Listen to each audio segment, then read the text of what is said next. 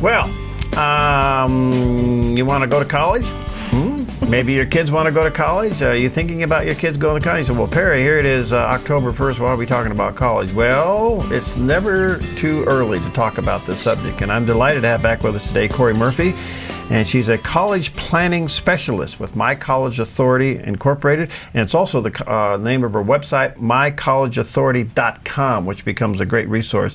Cori, I'm fascinated by this topic because there's so much to be said about students wanting to go, can they afford to go, should they go, and all of that. So what is it you do? Exactly. We work with the family, and there's two tracks. On the academic side, like you mentioned, what are we going to study? What job do we want? How much money are we going to make? What do we major in to get into that field? And there's all of that. And then the other side of it with the parents is, what kind of financial aid can we go after? Scholarships, grants, discounts. How much can we contribute from our income? Do we have any saved? Are we going to have to loan it? How much and which loans? And there's exactly, and there's 6 different buckets to pull from and 100 different ways to get our kids through. So that's really what we do, is work with the family to tackle both sides so that the students end up at the right college that they're going to be successful at and that the family can afford. When's the proper time to start thinking about this for the student? Ideally, in the junior year is when the work really starts to begin. It can happen later. I will still take on seniors now and working with seniors. It's just a compressed schedule. So it's never too late. They're going to graduate from high school in the spring, and they're going to want to go to college. So it's never too late, but the sooner the better, because there is a lot to think about. How risky is it? Because we know, myself, probably you, we start off on one path and we end up on another one, and that could be kind of tricky. Not that uncommon, really. And now there's so many different avenues to pursue to get to the same career field. 4 or 5 different things they can study. So they may change their mind, and as they get to college and learn new things and be exposed to different things, they get excited about different opportunities. So that's okay. The trick is to not be in a position where we have to change schools to pursue a different angle. We want to be able to stay at the same school and stay on track. All right, before we get too far down the track here, a couple things. Again, mycollegeauthority.com. That's Cori's website, and you may want to check that out, mycollegeauthority.com. You have a couple events. Tell us about those. We have a couple events coming up this month. Our usual college planning workshop will happen on the 30th at Rogue Federal, and that's the last one for the fall. That is everything from A to Z that a family needs to know and should know. So a very good overview. And then another event we have twice this month, and it's on our website, is an SAT/ACT diagnostic.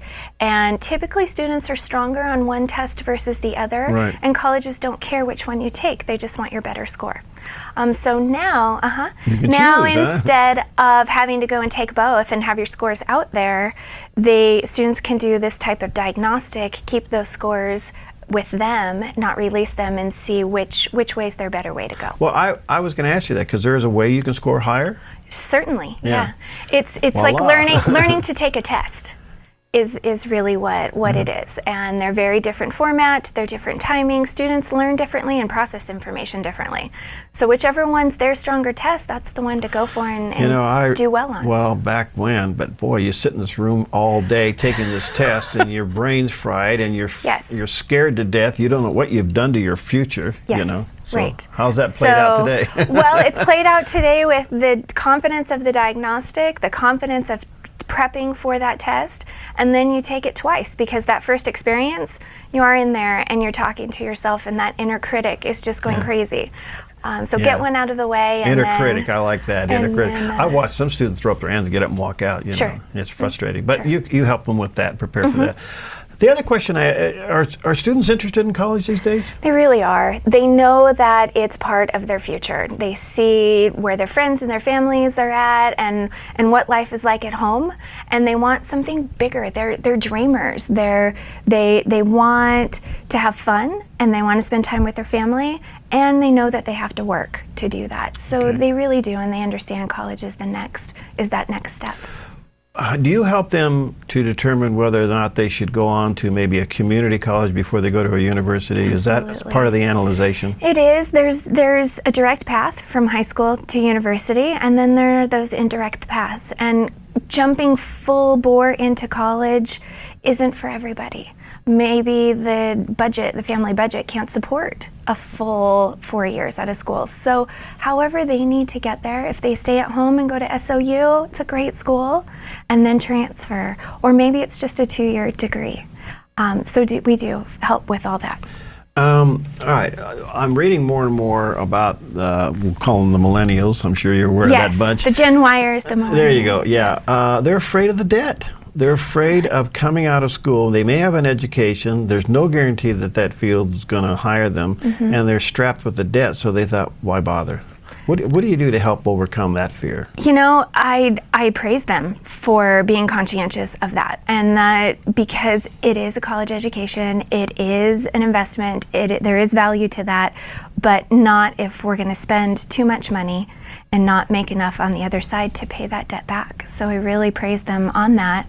And they're working during the summer, they're working during school, they're exhausting all scholarship and financial aid opportunities. We see the extended families helping kids as well, aunts and uncles, grandparents, everybody's chipping in. Well, we know financial aid that comes in many forms. Yes. And it's available. Then there's maybe some misconceptions about it as to whether or not it's available or not available. Today, you know, we got the government shut down, which I think is kind of nice. You know, it's kind of quiet out there. But does it come with a lot of strings attached? Not typically. The strings are that you maintain full-time enrollment. You stay at the school that has awarded it to you, and you maintain a minimum GPA. The myths are, and where the confusion is everyone's focused on those local private scholarships that are put in front of them, and those are great. The Rotary, the Sir Optimist, the others, those are great, but that's not where the big money is. The big money is in the college's own pockets, and they're giving it to the kids that they want to give it to. And so we have that data and we have that information, and so it's about matching those kids up. There you go. There's your resource. All right. mycollegeauthority.com, and you can talk to Cori there, and it's never too soon to start this conversation, at least start it while your students are juniors in high school.